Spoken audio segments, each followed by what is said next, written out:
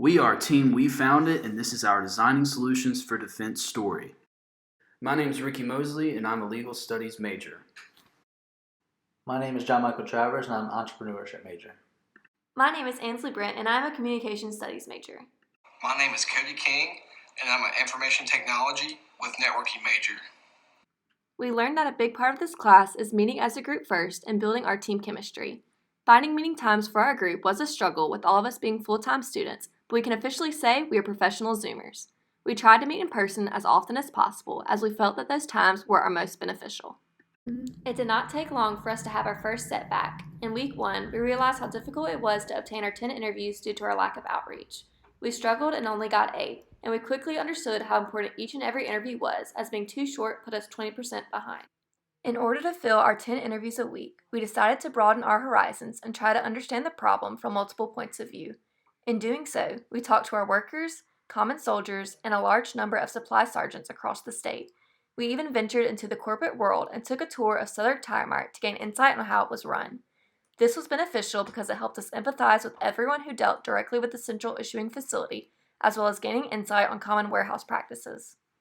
Towards the end of our journey, our senior leader had some concerns that we were falling off track. So as a result, myself as well as one of the instructors met with him in person to clarify the progress of the project. He had some initial concerns when we were talking to supply sergeants. However, we reassured him that this was only to better understand the problem and it had nothing to do with our solution plan. He seemed very satisfied at the end of the meeting and it was very productive so we could all be on the same page. It was at this point that we decided it was probably best to pivot and start talking to subject matter experts.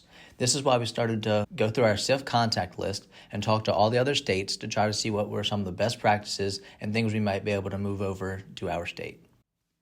It was also around this time that General Hammond came and talked to our class. He gave us some great contacts, including the ASC and PSCC. These groups are the active duties experts in warehousing. We have since been in constant contact and coordination with them and cannot thank them enough for their support and willingness to lend their expertise. Towards the end, Dr. Jones talked to us about creating a memo for the National Guard Bureau to highlight our work and demonstrate what this class can truly accomplish.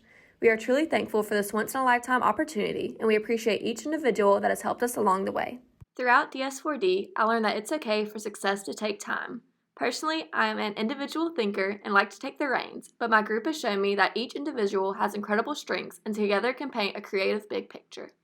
Throughout designing solutions for defense, I learned how to work with a team and overcome challenges through diversity. Throughout this course, I have learned how to effectively work with a team and also how to communicate with many different people throughout many different backgrounds. I learned a lot of professional selling skills in this class, such as cold calling the other states and having to get over the liability of newness. We're Team We Found It, and this is our DS4D story. Thank you for listening.